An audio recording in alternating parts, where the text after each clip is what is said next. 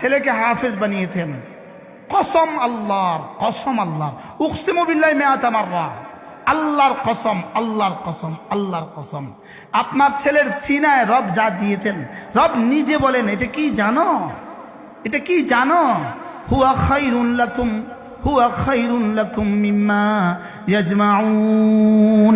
সারা দুনিয়ার সমস্ত মানুষ সম্পদ জমা করলে যে পরিমাণ হবে, এই বাচ্চাদের সিনায় আমি যা দিয়েছি তা ওই তুলনায় কোটি কোটি গুণে শ্রেষ্ঠ। কি বলে কি? কুল বিফাদলিল্লাহি ওয়া বিরহমাতিহি ফাবিযালিকা ফালইফরাহু হুয়া খায়রুম মিম্মা ইয়াজমাউন। রব বলেন দেখো দেখো দেখো, যার সিনে আমি কোরআন দিয়েছি, এটা না ওস্তাদের যোগ্যতা, না বাবার যোগ্যতা, না ছেলের কৃতিত্ব, আমি দিয়েছি, আমি দিয়েছি।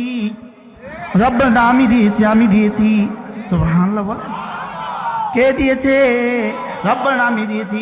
এবার রব্বুল আলামিন বলেন এটা কেমন জানো?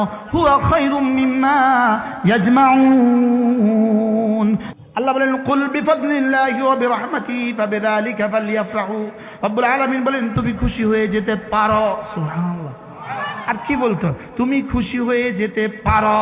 ফালইফরাহু ফাবিযালিকা ফালইফরাহু। এই বাচ্চারা কোরআন কারীম শিখতে গিয়ে 3টা বছর পড়েছে, প্রতিটা হরফে 10 নেকি করে পেয়ে গেছে। সুবহানাল্লাহ বলেন। এই বাচ্চাদের আব্বা আম্মাও পেয়ে গেছে প্রতিটা হরফে 10 নেকি। এই বাচ্চাদের দাদা দাদিও পেয়ে গেছে 10 নেকি, নানা নানিও পেয়ে গেছে 10 নেকি, ওস্তাদরাও পেয়ে গেছে 10 নেকি, যারা এই বাচ্চাদের ওস্তাদের বেতন দিয়েছেন তারাও পেয়ে গেছেন 10 নেকি, যারা বিদ্যুৎ বিল দিয়েছেন তারাও পেয়ে গেছেন 10 নেকি, যারা চাটাই বিছিয়ে দিয়েছেন তারাও পেয়ে গেছেন 10 নেকি, যারা এত সুন্দর বাড়িটা দিয়ে দিয়েছে তারাও পেয়ে গেছেন 10 নেকি।